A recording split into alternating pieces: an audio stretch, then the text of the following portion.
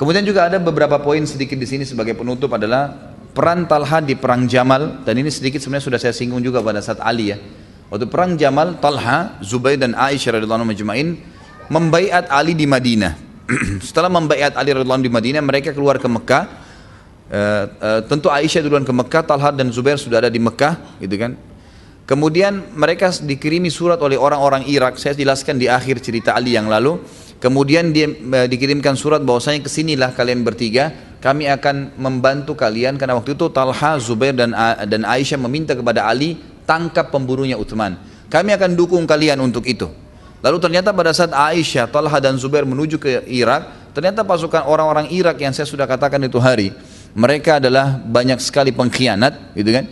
Mereka ini mengumpulkan pasukan dan menaruh unta di depan, lalu pada saat Aisyah, Talha, Zubair datang langsung ditaruh di atasnya Aisyah, Talha dan Zubair disiapkan kuda khusus di depan.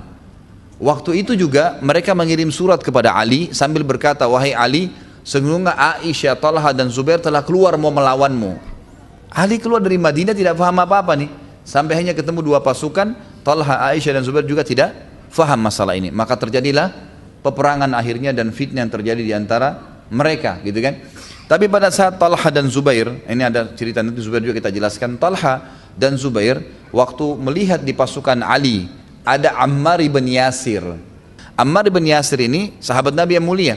Waktu lagi dibangun Masjid Nabawi di Madinah, maka sahabat-sahabat saling bantu ngangkat batu. Waktu Ammar angkat batu, hadir di situ Talha, Zubair, Ali, Utsman, Umar, Abu Bakar, semua hadir.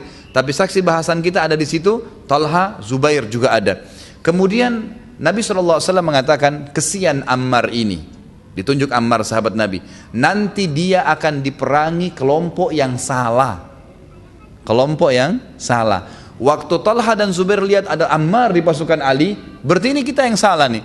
Nggak mungkin kita bertemu dengan pasukan bersama Ammar. Mereka keluar dari pasukan akhirnya. Ada riwayat lain yang mengatakan, selain melihat Ammar, waktu Ali melihat Talha dan Zubair, hanya berusaha menangkis.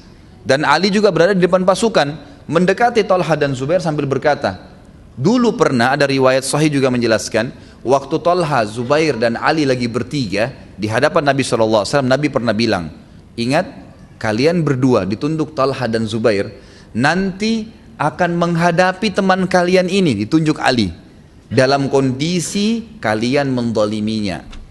Artinya kalian berdua salah. Kata Ali, ingatkah kalian dengan hadis Nabi itu? Kata Talha dan Zubair, kami ingat. Lalu kenapa kau ikutan? Kata Talha dan Zubair, kami nggak pernah ikut, kami nggak di program ini. Tapi ini sudah jelas kita berhadapan. Maka Talha dan Zubair keluar dari pasukan. Nah pada saat keluar dari kancah peperangan, ternyata ada orang-orang yang memang dasarnya mau membunuh, memang mau membuat kekacauan di kalangan sahabat. Talha bin Ubaidillah waktu keluar dari kancah peperangan itu dipanah oleh Marwan ibn Hakam. Ini salah satu kelompok Khawarij, pimpinan Khawarij yang memanah dengan panah bisa yang kena lututnya Talha dan akhirnya berdarah, jatuh tersungkur dan akhirnya mati pada saat itu. Jadi ini kemudian lebih kisah meninggalnya Talha. Imam Az-Zahabi berkata, pembunuh Talha memikul dosa sama dengan pembunuh Ali. Dan Ali berkata pada saat itu setelah selesai peperangan, melihat jenazahnya Talha, dia berkata, sampaikan berita kepada pembunuhnya Talha bahwasanya dia masuk penghuni neraka, dan saya mendengarkan itu dari Nabi SAW. Ternyata Ali punya hadis yang didengar dari Nabi SAW kalau nanti Talha akan dibunuh oleh penghuni neraka. Itulah kelompok Khawarij yang telah membunuhnya. Kemudian Ali juga dalam riwayat lain mengatakan, waktu melihat Talha jatuh dan dipenuhi dengan debu, maka dia memegangnya sambil menangis dan berkata kepada anaknya Hasan, coba seandainya saya mati dari 20 tahun yang lalu, saya tidak hadir dalam peperangan ini, karena membunuh Talha ini bukan program saya dan ini sahabat yang mulia. Ini yang terjadi. Kemudian Ali sempat berkata kepada Abu Habibah, ini bekas budaknya Talha yang dibebasin. Dia mengatakan, Ali bertemu dengan Imran. Abu Habibah ini meriwayatkan kisah ya, bahwasanya pernah Imran ibn Talha, anaknya Talha bertemu dengan Ali. Lalu Ali berkata kepada Imran, anaknya Talha, sesungguhnya ayahmu dan aku masuk dalam firman Allah Subhanahu wa taala dalam surah Al-Hijr ayat 47, A'udzu billahi minasyaitonir rajim, wa naza'na ma fi sudurihim min ghillin ikhwanan ala surrin mutaqabilin. Yang artinya nanti kami akan lenyapkan rasa dendam yang ada dalam hati mereka, ya mereka akan menjadi bersaudara dan duduk berhadap-hadapan di atas dipan-dipan di surga. Jadi artinya saya dan ayahmu dua-dua tidak memprogramkan masalah itu. Jadi seperti itu kurang lebih terbunuhnya Talha. Yang kita bisa ambil dari kisah Talha, ternyata orang mati syahid tidak selamanya dibunuh oleh orang kafir, tapi bisa saja dibunuh oleh orang yang berbuat zalim, gitu kan?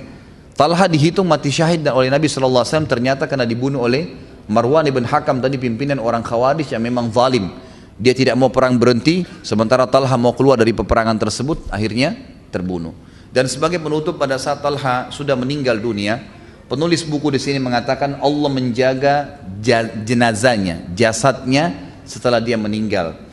Dikatakan setelah 30 tahun Talha meninggal dunia, maka sempat ada salah satu teman dekatnya mendatangi Aisyah binti Talha, anaknya Aisyah, anaknya Talha, maaf, Aisyah tadi. Dikatakan kepadanya, aku melihat ayahmu dalam mimpi, Talha, dan dia berkata, katakan kepada Aisyah, pindahkan aku dari tempat ini, karena kelembapannya atau airnya telah menggangguku. Lalu Aisyah pun berkata, dia pun mengumpulkan beberapa orang untuk menggali kembali kuburan ayahnya Talha. Pada saat digali ternyata ditemukan jasad Talha masih utuh, bahkan hanya ada beberapa helai rambut saja di jenggotnya yang berwarna putih. Dia katakan di kepala Talha pada saat meninggal dunia ya, tetap utuh, tidak ada yang rusak kulitnya dan rambutnya gugur, sementara itu sudah 30 tahun yang lalu. Maka penulis buku mengatakan ini bukti bahwasanya Allah Subhanahu wa taala mempertahankan jasadnya. Allahu alam.